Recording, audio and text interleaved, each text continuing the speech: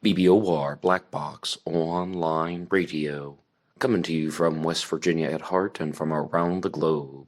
And hello everybody and welcome to this presentation on Black Box Online Radio about The Sociopath Next Door by Dr. Martha Stout. My name is Ned DeHaan and I am your host. And I want to be clear that this is not a traditional book review. Instead, it is a book discussion where I'm simply pulling out some ideas from the book and making comments about them. The Sociopath Next Door is a book that was recommended to me, and it's one that I've discussed a little bit before on the channel. Every Monday I do a segment about the Zodiac Killer called Zodiac Monday, and during one of the final segments in the episode, I was talking about the Sociopath Next Door, and last week on AstroPsych 400, I did a discussion about this book. AstroPsych 400 is another YouTube channel that I run, but it talks more about psychology, and I wanted that one to focus on the parts of the book that are relating to relationships and interpersonal dynamics. Whereas Black Box Online Radio is mostly a true crime channel, so I wanted this episode to talk more about the true crime aspects of the book, The Sociopath Next Door. And I'm not going to lie to you guys, my biggest reason for reading this book was I wanted to learn more about serial killers. As I said, I talk about the Zodiac Killer every Monday, Jack the Ripper every Wednesday. From time to time, I bring up other serial killer stories. I also release shorts and reels on Facebook, Instagram, and YouTube here, and you can hit the like button and subscribe if you want to follow along with all of those discussions. And I really just wanted to know more about serial killers, but there are other types of criminals out there, mass shooters, for example, as well as people who get into aspects of crime that I don't talk about too much here on Black Box Online Radio, although I have in the past. White-collar crime, ruthless CEOs who are defrauding people. Those types of behaviors are also explored in this book, The Sociopath Next Door. And I will share one piece of information that I mentioned from the AstroPsych book discussion, and that is that what is the core commonality of all of these people, whether it's the mass shooter or the serial killer, or just the CEO who's defrauding people, or the person who is taking advantage of somebody in a relationship with sociopathic tendencies. What is the commonality among all of them? The lack of a conscience. And Martha Stout does a very big breakdown in the early sections of the book about how and why this takes place. Why doesn't somebody have a conscience? Why are there certain people in the populations that do not have a conscience? And the answer is a lack of emotional bonds. So when they are interacting with people, they learn how to behave in certain settings. They learn how to do things without being punished, without facing consequences that they care about. But what they do not recognize, understand, or even want to understand is how the other person is truly feeling and how the other person is affected by their decisions. And even if they can comprehend it verbally, they do not comprehend that on an emotional level. The lack of emotional bonds with other people creates the lack of a conscience, which will lead somebody to do unfathomable things. And these things are all documented in the book, The Sociopath Next Door. And when you look at serial killers, I think that this is a very clear case of how and why people get away with this, because one of the reasons why people want to study serial killers is not just because they're fascinated with morbidity. It's not just morbid curiosity. It's also because they want to know, how are people able to interact with members of the population, to interact in communities, and just deceive everybody when someone either seems completely harmless or, yeah, they might even seem a little bit dangerous, but they don't seem like they are going to be murderous. Yet indeed they are. How are they able to hide this type of dark side? And I think a lot of that is also laid out perhaps in one of the middle sections when it talks about how Dr. Martha Stout explains that people are taught to hide outrage. And it's even asking a question to the reader. If people are taught to hide outrage, are they truly being honest? And the answer, I think, is no. That, like, if somebody is very upset about something, but they're being confronted by a superior at work, like the boss is chewing them out, people might be upset, but they might not immediately shout back at the boss. Some people would, but some people would not. Or maybe if people are in a dispute in their relationship with their romantic partner, some people might use the expression, hold their tongue, bite their tongue, and they're going to watch what they say. Some people are going to hide outrage in public settings because they don't want to make a scene. The list could go on, and I'm sure you're even thinking of some other examples.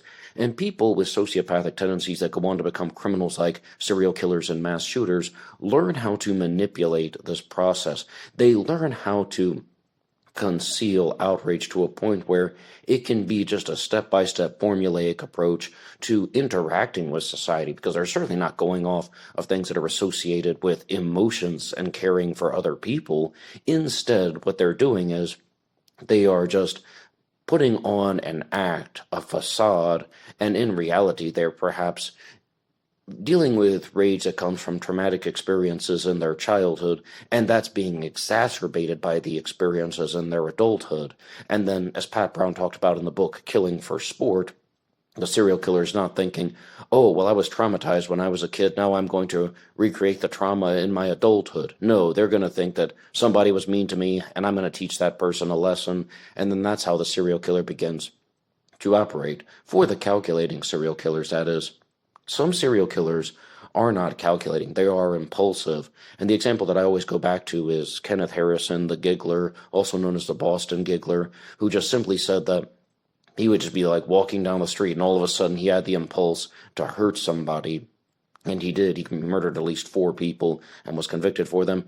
Gary Gene Grant, the forgotten serial killer of Seattle, was also very similar. He was somebody who just was having a bad day and decided to murder someone, and he also murdered at least 4 people for the same reasons. When he was experiencing emotional lows, he would resort to murder, to homicide, stabbing and strangling the victims, and he's the subject of the book Seattle's Forgotten Serial Killer by Cloyd Steiger. So when it comes to other types of calculating behavior from serial killers, I always go back to Dennis Rader, BTK, when he talked about how he used a process called cubing, where it's not just, okay, this is the mask and that he's wearing and pretending to be somebody else, and in reality he has lots of homicidal rage. When you have cubes, like dice, a pair of dice, you have 12 different sides, and what BTK talked about was that if you were to just have 12 different possibilities of interacting with other people, when he goes to church, he's a churchgoer. When he goes to work, he's a worker. And when he's a serial killer, then he acts like a serial killer. And I think that that is perhaps a clearer assessment of how and why a lot of these serial killers are operating. But as far as focusing on the sociopathic aspect of it, I completely agree that people are taught to hide outrage. And one of the things that also is discussed in the book The Sociopath Next Door is when people are experiencing this type of outrage, the sociopath is not going to have their pulse raise at all with regard to the victims. This is almost a direct quote from Dr. Martha Stout, that they could even be in a very intense situation, murdering the person, and their pulse will not raise with regard to the victims. In regards to the victims, with respect to the victims, there's absolutely no feeling of empathy or care or recognizing that, oh, this person's a living person too, I should be protecting their feelings. No, there is none of that. Instead, what the murderer is going to experience is excitement. It's going to be somewhat of what people would call a thrill kill, a thrill killing. But the person can experience things, because sociopaths can definitely experience anger. Think about everything that I just said. They experience homicidal rage. That is a form of emotion related to anger. And then you have some people out there such as, just the ones that would experience fear. I mean, Ted Bundy was terrified of being executed in the electric chair.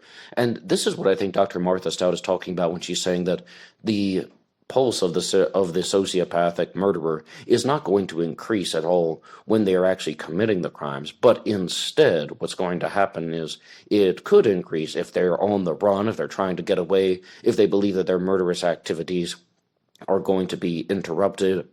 Then they're going to experience different changes in emotions. And as I was reading through the book The Sociopath Next Door, I encountered the story of Sidney and Luke. Really, I should say Sidney, Luke, and Jonathan. They're 3 people who were patients of Dr. Stout, and the story is laid out in the book. Luke was a man who was just using his wife for money, more or less, and money, resources, and He even fathered a child with her. That was Jonathan. The wife was Sydney, and the son was named Jonathan. And she began to notice a lot of very bizarre aspects of his behavior. And he was always kind of a slacker during the dating phase, but he was extremely charming, and he had a very big social circle, lots of friends. But as time went on, he began to manipulate her more and more, and he quit his job, and he was just saying that he can't work because he's experiencing depression, even though he's not showing the signs of depression. At one point, she even tells him to get out of the house, and he doesn't even pay attention when she's saying that. And all of these things began to snowball and to escalate.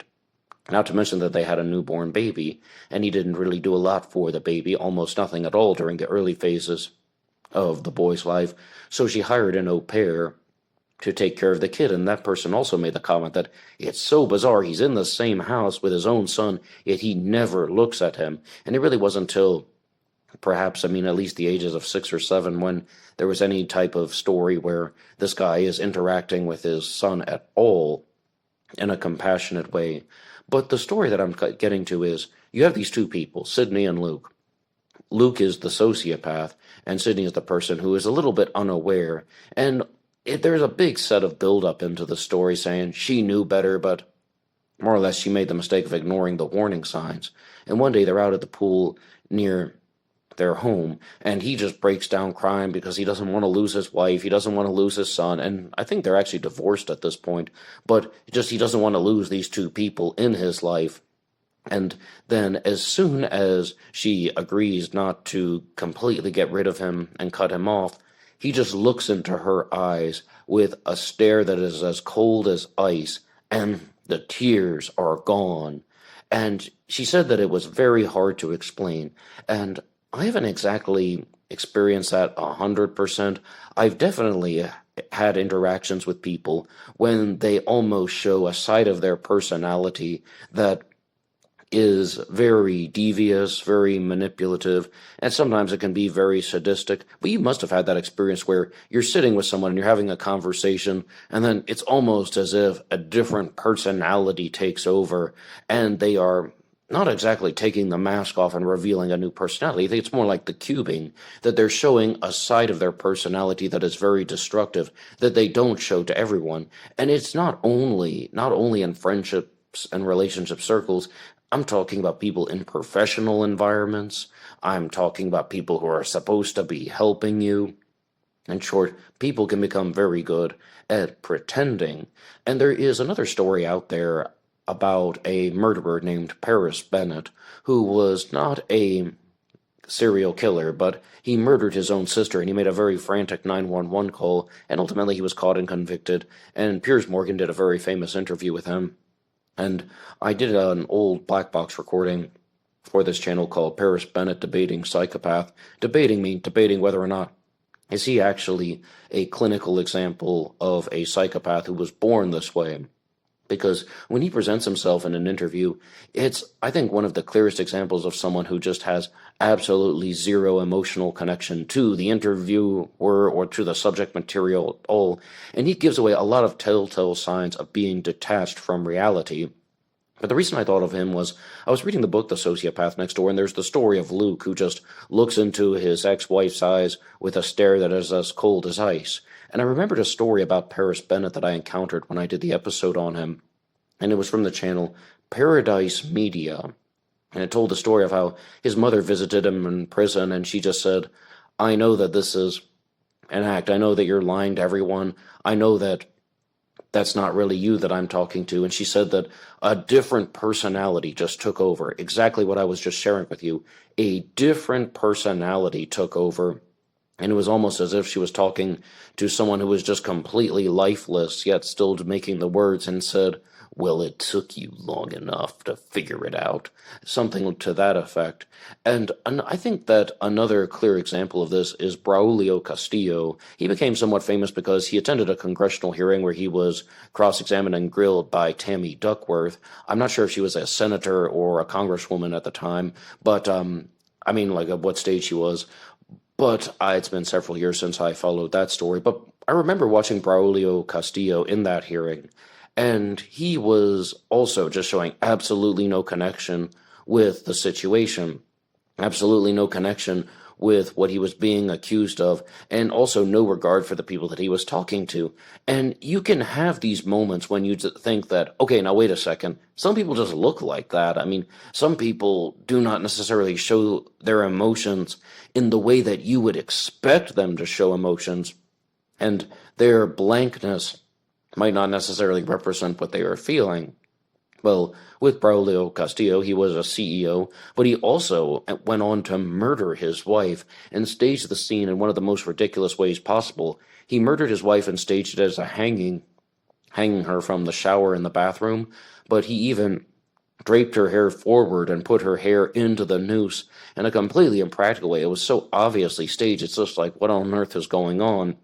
And some people think that sociopaths can enter into a sense of arrogance. They have heightened predatory instincts, but entering into the sense of arrogance where they think that everybody else is dumb, they think that people are just filled with emotions and fueled by their own types of silliness so that they can slip through the holes in society, and that they're so smart and they're so clever and they're so sharp thinking that no one's going to suspect that. And also, in regards to manipulation, they think that they can talk their way out of anything.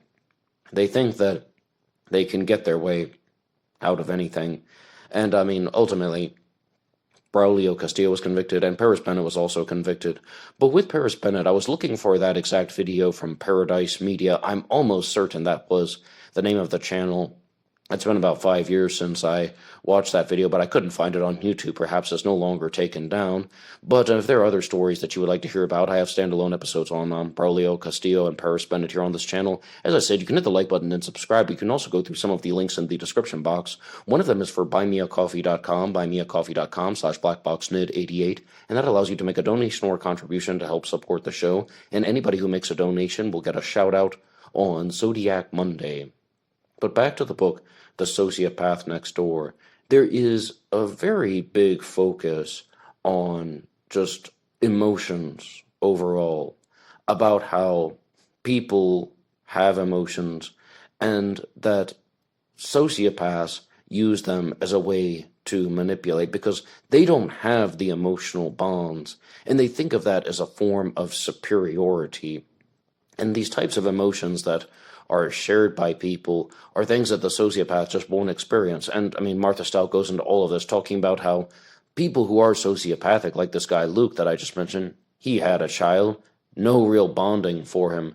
And also, there's another example of a CEO that she talks about in the book who, he is a very successful businessman, he fathers multiple children, but he just will never bond with them. That's the way that it's laid out. He will never bond with his own children because he is indeed a sociopath.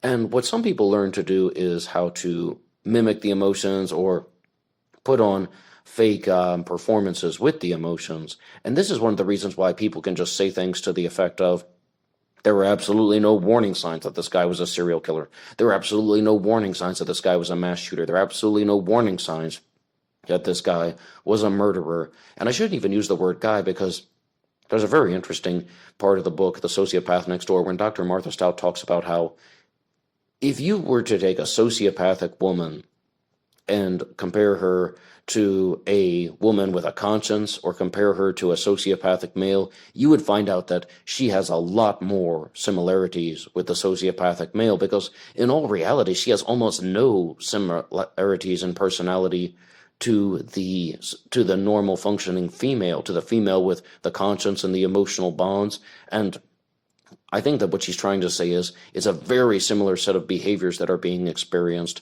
by the person with the sociopathic tendencies. And yes, I'm using the terms like psychopath, meaning you're born with it, sociopath, meaning that society or the social surroundings have affected your upbringing and created this particular person. And I mean, sociopathy, though, is factor to psychopathy. So the term psychopath can also be used, and these are diagnosed with things called the Hare checklist, which does get modified over time. So I think that people can definitely use these emotions in a deceptive way if they learn how to create the facade, or they learn how to use this type of cubing thing that BTK was talking about.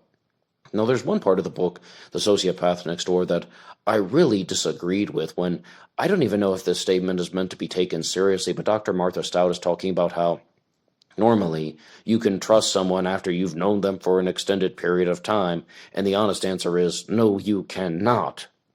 Again, I'm not sure if she meant that facetiously or something, or that's not something that we're actually supposed to take to the bank. You can trust someone for if you've known them for an extended period of time.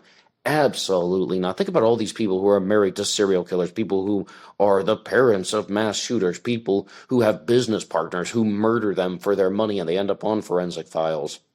Those types of people cannot be trusted. And I remember the story of Herb Baumeister, who was the I-70 Strangler, and his own wife just said, after he committed suicide and she learned that he was a serial killer, she just is still saying, I don't believe it. That's not the man I married. Even though Herb Baumeister was mostly a homosexual serial killer. By saying mostly, I mean he was a homosexual serial killer. He was a bisexual who preferred males, and he really didn't have a very strong, intimate relationship with his wife. But he would murder men, and then he would pulverize the bones of their bodies and scatter them on the farm that he lived, Fox Hollow Farm, and it's actually a destination for ghost hunters and people who are seeking paranormal activity. And it might actually be one of the cases where real-life snuff films were made, and what they think is that Herb Baumeister destroyed the snuff film tapes and then committed suicide. He ate a peanut butter sandwich before he killed himself, which was his favorite snack. Absolutely no confessions and absolutely no descriptions of the murders in any type of suicide note, but that's what was learned after his death and after these investigations. But I do remember other stories about Herb Baumeister, and I've done at least 3 episodes on them. One of them is called The Bones of Fox Hollow Farm, which talks about more or less the ghost hunters visiting his place. But there are 2 that are just standalone serial killer black box recordings here on BBOR, where I was examining it from more of the serial killer psychology perspective. And that's talking about how this is a guy who had all types of warning signs growing up, a fascination with morbidity, carrying dead birds in his pocket. And then he also had this very, very intense form of deviant behavior that just went overlooked by people. For example, at one time when he was at work, he urinated on a letter that was supposed to be mailed to the governor. And at one time he urinated on somebody else's desk, and he still was not fired. He still was not terminated. And the deviant behavior is just escalating. And I think that this is exactly what Dr. Martha Stout is talking about in the book when she's saying that people learn how to manipulate in these situations. They learn about limitations. They learn that, okay, these are things that you can do and these are things that you cannot do. And it's just that they're just doing things and they feel nothing for the people. But there are certain aspects of sociopathic thinking where somebody is trying to fuel their own excitement. They don't feel things for the victims, but they can feel pleasure, they can feel pain, they can feel stimulation, and they can definitely feel emotions, as I said, to a certain degree, things like, anger, fear, the ones that I've went over. So somebody like Herb Baumeister, I think he was trying to fuel his own excitement by doing those very disgusting urination pranks, but he wasn't fired for it. He got away with it, and that shows him that, if you act a certain way, you can get away with things. Jeffrey Dahmer is perhaps a better example of a serial killer who used that type of behavior. If you read the book My Friend Dahmer or watch the movie My Friend Dahmer, it's the movie is based on the book by Derf Back Derf, where he talks about growing up with Jeffrey Dahmer and all of the deviant behavior that he experienced in school, where he would just do these bizarre, outrageous, almost performances for his friends, and he's just always doing deviant things like sneaking into a school club to get into the wrong yearbook photo, and he's making a lot of trouble, and he's doing things that are very problematic and deviant. But what I believe this is a quote from Derf Back Derf, but it could have been from a different friend when I was watching a documentary about Jeffrey Dahmer once, and that was that the way that he got away with it was most of the time he just appeared to have been normal or nice. So it's just that they learn how to talk in a certain way. And you can even see this in fiction when you're watching a TV show or something. Sometimes they really, really zone in on strong performances and characters where somebody actually recreates the way that teenagers behave and they just kind of talk their way out of it. Oh, he's a good kid. He didn't mean anything by that. Just the exact same way that we experience things growing up. But this brings up a very interesting point about how, or people who are children and teenagers exhibiting sociopathic tendencies by telling lies and making up stories, lying to their parents, saying they want to go out to a friend's house to study, but they actually go out to a party and such. And I was watching an interview with a clinical psychopath on the Jubilee channel. Jubilee might be more famous for its middle ground program about debates and discussions, but they had a video with a clinical psychopath, and he was talking about how he explained that the way that he views human interaction is the way that a child does, the way that a kid does, when there are just these types of limitations that he just doesn't care about, and he can go beyond them. And you can think about some of the stuff that I just said. Kids can hurt people and not feel anything. Kids can tell lies and not feel anything. Whereas I even remember very clearly, as a kid and a teenager, yeah, I would make up stories like that so I could do something that I wanted to do that my parents were not letting me do. But now as an adult, I recognize that I should not have done that. And some people, I think, don't grow out of that phase. This all comes back to childhood traumas. And Dr. Julie Armstrong talked about this very clearly when she just said that serial killers want people to experience the misery that they experienced in their youth. Ray Bradbury, the novelist, even wrote about this in his book Farewell Summer when he said that a serial killer is a child without love being forced to live in an adult body. And I think that that's spot on. I did a short episode once. I mean, it's short. It's about 13 minutes long, called Ray Bradbury on serial killers. And that is still one of my favorite episodes of Black Box Online Radio, even though it's just an old Black Box recording, because a serial killer is a child without love being forced to live in an adult body. Maybe you've also heard the quotation that the child that is not loved by the village will burn it down to feel its warmth. Same situation, same set of behaviors. So I think that some people get so traumatized to the point where they become sociopaths, factor 2 psychopathy, and then they just have no emotional bonds because the bonds that they had or that they should have had with people were broken. And on Black Box Online Radio, I like to use the term the shattering of the pillars of childhood. And it actually comes from a story that I heard on 48 Hours of Daniel Marsh, who was, his mother had an affair with his kindergarten teacher, they had a homosexual relationship, and his mother actually left the family to run away with his kindergarten teacher. And that was something I was like, wow, okay, his mother betrayed him and his kindergarten teacher betrayed him, and it's almost as if pillars of his childhood were shattered. That's what I said on the old Black Box recording. And they were, that is something that has just always stayed with me, because that is what's happening. And as those bonds are no longer capable of being created or formed, then the person goes on to become a sociopath. And I was watching that interview on the Jubilee channel, and what the guy said is that he is capable of experiencing a form of empathy that is called cognitive empathy, where he cannot experience the emotions directly or firsthand, but he's able to put himself into the shoes of other people. Okay, well, this is what the other person must be thinking. And there are different forms of empathy. As I said, cognitive empathy, and there's the more conventional form of empathy about feeling things for other people. Some people use it just almost synonymously with relating to other people, where it's like, oh, you've broken your arm. Oh, well, I broke my arm when I was a kid, and I know what the recovery process is like. I can perhaps imagine what you're going through. I didn't actually break my arm. That's just something that I heard discussed on another show. And there's also logical empathy, where this is what I heard when someone said that this is used by doctors when they say that this person has a problem and I'm going to put a series of steps in place to solve the problem, mostly in relation to pain. This person is experiencing pain, so I'm going to put the steps in place to reduce the pain without forming an emotional bond with the patient. Logical empathy. And we could talk for 3 hours just about that one. And I mean, some people are very, very much opposed to logical empathy, but there are just different forms of empathy out there. Now, when we look at the behaviors of criminals who are doing things for their own selfishness, I mean, this is the stuff that I mentioned on Zodiac Monday once. How and why do people hide their dark side? When does it come out? Are people who commit crimes not sociopathic? Because, as Dr. Martha Stout talks about in the book, 96% of the population, in theory, should not be sociopathic. There's only 4% of the population who would be sociopaths. So that's why it's called the sociopath next door. Do you know if you're living next to the person who is a sociopath or interacting with them?